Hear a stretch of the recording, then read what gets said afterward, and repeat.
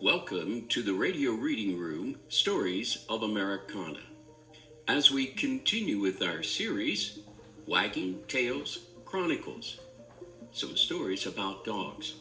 In this episode, we're going to switch our direction and share a story from a listener. The stories that we have been sharing are stories from my early life with the dogs I knew in those early days. Later, I'll be sharing more of my stories about my experiences with dogs as I continued to grow. In fact, for the last 46 years, there's always been a dog in our house, and I'll share more about that at a later date. But this story comes from a listener whose name is Charles Chuck Labor. It's called Max's Journey, the Corgi with Wheels. In 2005, our daughters were teenagers and spending less time with their parents, so my wife and I thought it was wise to consider a playmate for our 5-year-old Peekapoo dog, Sandy.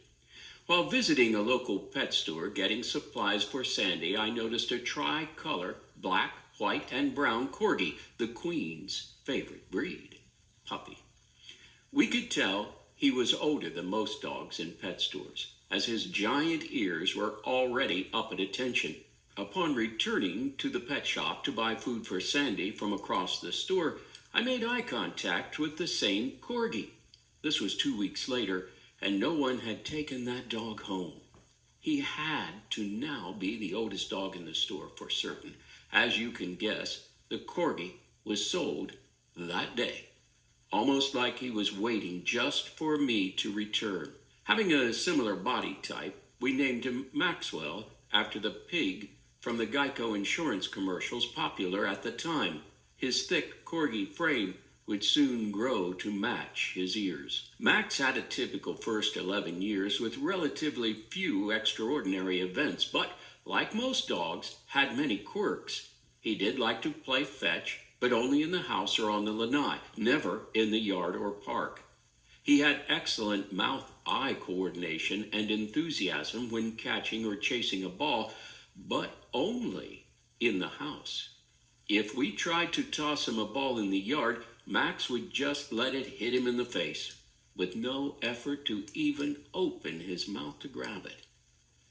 Despite Max's short stature, his buoyant shape and strong legs allowed him to really enjoy swimming in our pool. Often, while playing chase with Sandy around the pool, Max would stop at the steps, enter the pool, swim a couple of laps, exit the steps, then resume chasing Sandy around the pool until he air dried. During this time, other than his usual checkups and shots, only once did we take Max to the doctor for serious health reasons. After a trip to Honeymoon Island for beach walking, swimming, and swallowing way too much salt water, Max vomited for about 3 days straight. I have a photo of him looking up at me after a recent saltwater vomit as if to say, "Please, Dad, make this stop." True to his breed, Max would herd anything with 2 or 4 legs, including Sandy, our 2 cats, and any small children, in order to get them to move in the direction he wanted. He reminded me of how a boxer, like George Foreman, would cut the ring off on his opponents. Life begins to change. Max's life entered a new phase one evening in 2016, when we noticed that while walking across a rug, a very slight dragging of his left toe. Initially, we thought he was just getting older, recently turning 11 at the time, and it was part of a normal slowing down. As the toe drag persisted, my wife Googled the situation and came up with it being a possible symptom of degenerative myelopathy, DM. DM, we quickly learned, is a disease affecting the spinal cord, resulting in slowly progressive hind limb weakness and finally paralysis. The symptoms result from degeneration of the white matter of the spinal cord.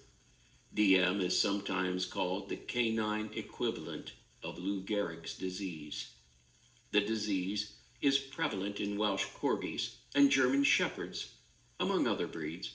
No cure, no effective treatment. Expected lifespan only 6 months to 3 years, but thank goodness, no pain. Although there is no cure, doctors have been able to identify the DM gene, and with responsible breeding, the disease can be mostly avoided. Max became a textbook case for DM. Within about 8 months, his slight left toe dragging progressed to foot knuckling, limping, then left leg dragging, and finally left leg paralysis. Max's dragging caused wear and sores in odd spots on his paws, legs, and underbelly. We learned by trial and error how to effectively bandage some of the very difficult areas. Max's body changed almost daily as the DM progressed. We would no sooner get one sore healed when another would develop, depending on how he was dragging his leg that day or week. Within just a few months, his right rear side would deteriorate in the exact same sequence.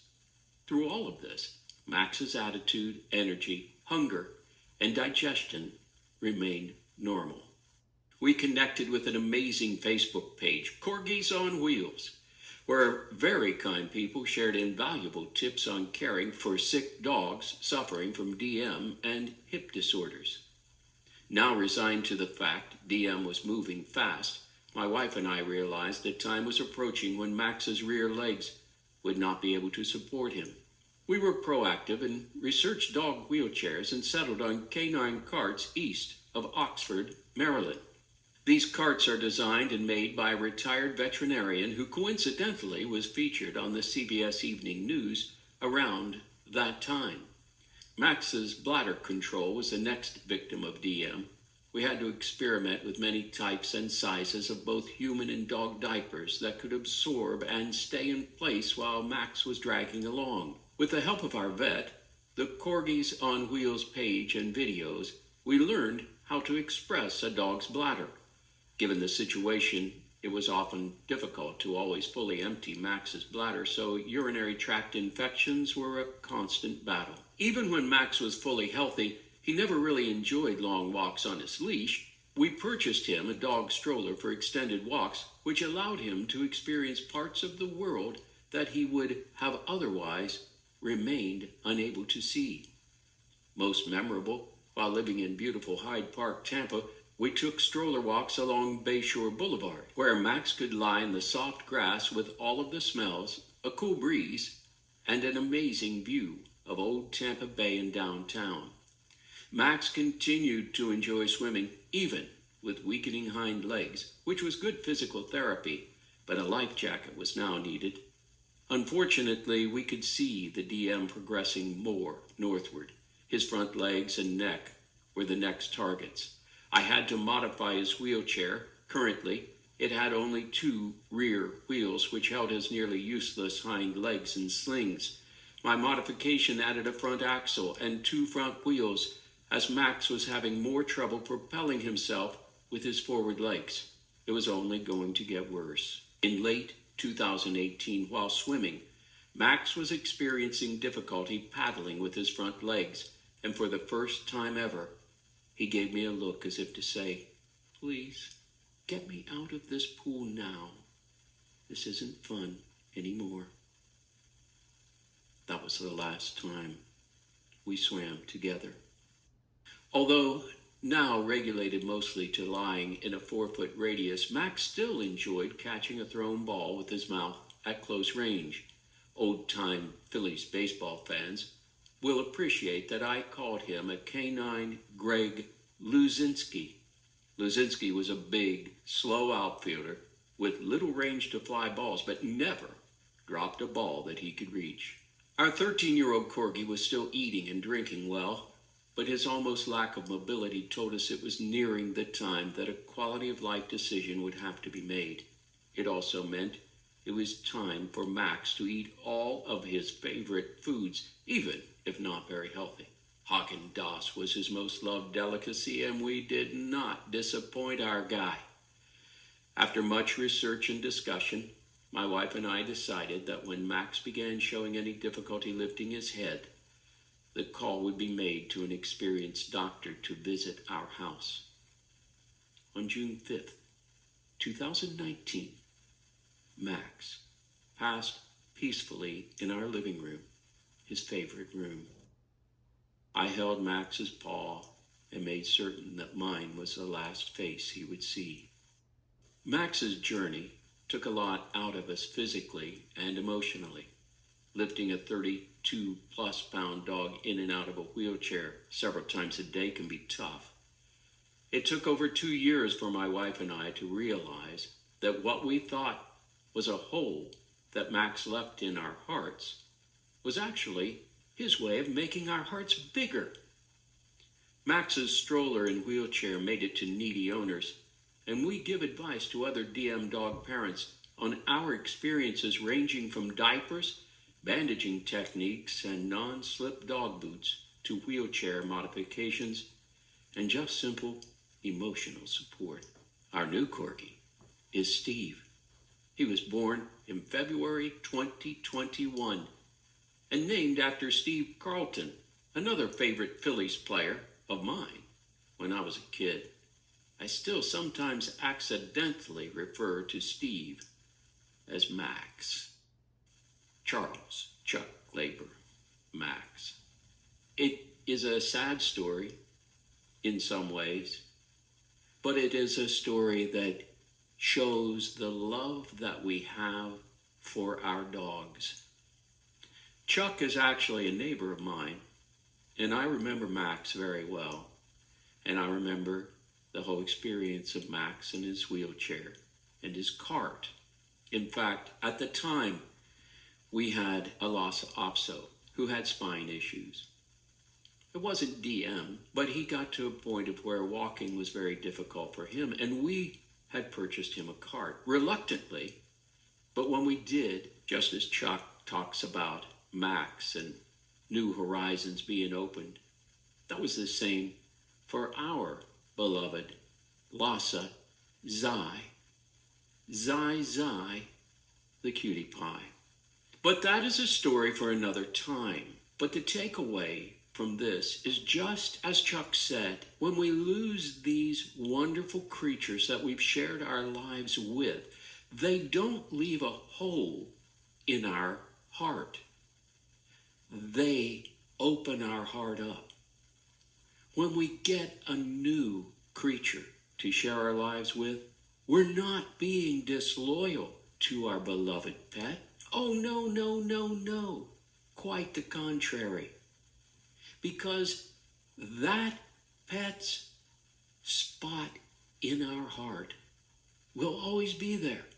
It will never, ever go away, no matter how many new experiences we have.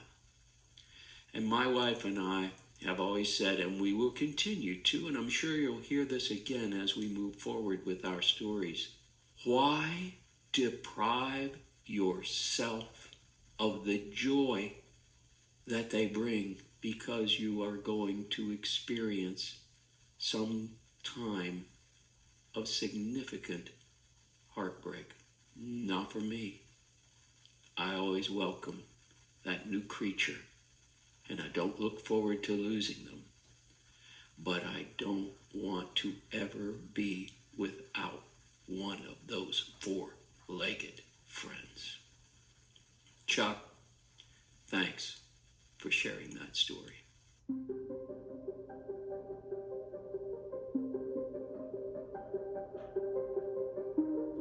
And thank you for joining us today in the Radio Reading Room, Stories of Americana, Wagging Tails Chronicles. We're going to take a break for a while from our dog stories, as we're going to be heading into the autumn season, and we're going to share